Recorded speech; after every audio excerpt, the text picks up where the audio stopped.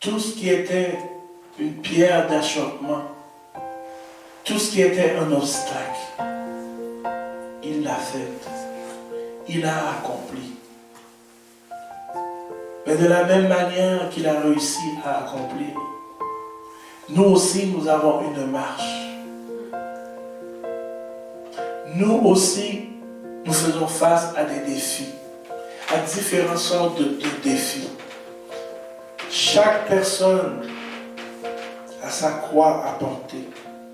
Chaque personne a ses défis. Mais l'important, c'est d'avoir les yeux fixés sur Jésus, qui est notre maître, qui est l'exemple parfait. Oui, il était une divinité, mais il a souffert en tant qu'homme, comme vous et moi maintenant.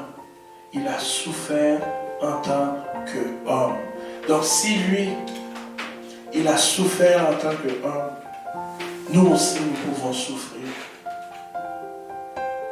Oui, nous avons des souffrances à vivre sur cette terre.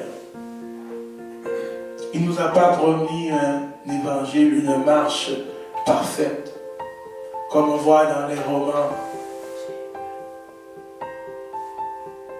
Mais la seule chose, il nous a fait une promesse. Alors c'est pour ça qu'il est important d'avoir ça dans notre tête. Que nous devons continuer la marche. Pour qu'un jour, on puisse dire, oui, j'ai accompli la destinée que Dieu avait réservée pour moi. De la même manière que Jésus a pu dire, tout est accompli. Nous aussi, un jour, nous devons être capables de dire, tout est accompli.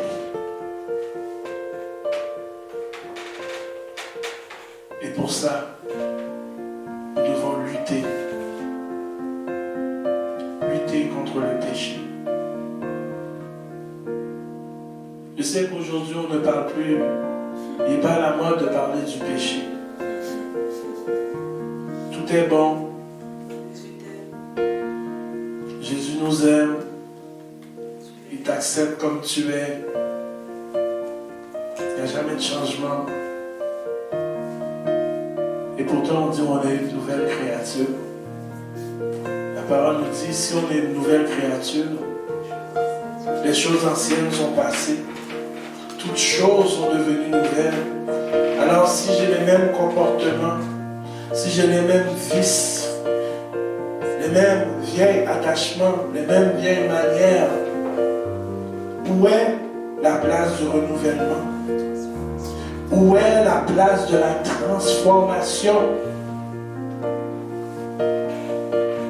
On ne doit pas arrêter de parler du péché. On ne doit pas arrêter de parler de la sanctification parce que c'est biblique. Ma soeur, le verset dit, sans la sanctification, on ne verra pas le Seigneur. Et on pense qu'en menant notre vie comme qu'on veut, un jour on pourra dire tout est accompli. Non. Suivre Jésus, cela demande des sacrifices. Cela demande de l'abandon. De la même manière, lui, Jésus a su abandonner son Père. Nous aussi, il y a des choses que l'on doit abandonner. Tout ce qui nous empêche de le suivre. Tout ce qui nous empêche de nous approcher de lui. Tout ce qui nous empêche, qui nous transforme, qui nous modèle. Parce que c'est lui le potier. Nous devons les abandonner. Afin qu'un jour, on puisse dire oui, j'ai vaincu. J'ai combattu le bon combat. Luc 23, la dernière, verset 46. Jésus s'écria d'une voix forte, Père, remets mon esprit entre tes mains. Et en disant ces paroles, il expia. Encore une autre belle leçon de Jésus. Après avoir tout fait, il a pris le soin. Il aurait pu mourir comme ça. Mais il a pris le soin de dire, je remets mon esprit entre tes mains. Il a tout remis à son Père. Il nous donne l'exemple que nous devons tout remettre à Dieu.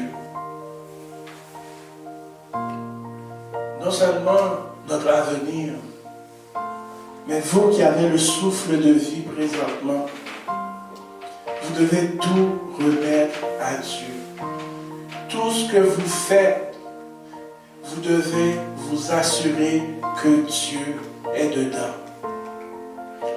Mercredi, on disait dans le cours de préparation au mariage comment il était important de vraiment remettre tout ce que l'on fait à Dieu.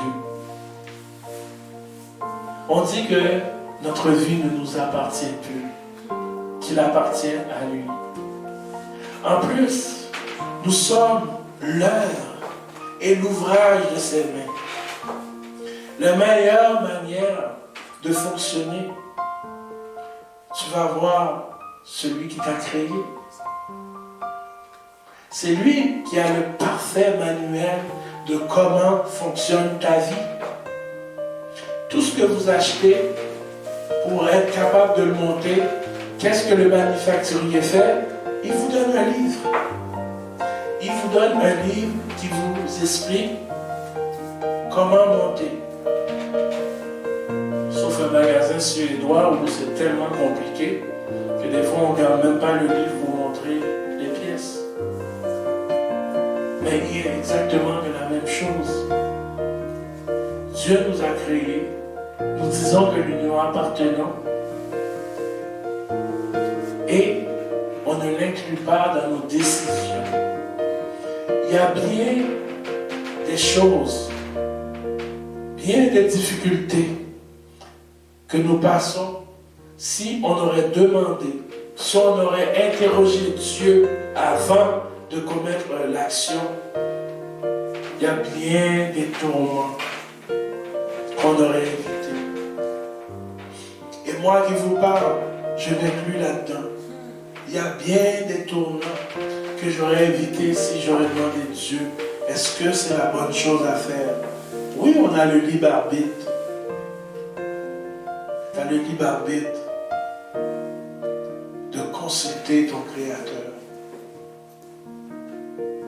Le libre arbitre, ça ne veut pas dire que tu fais ce que tu veux, quand tu veux.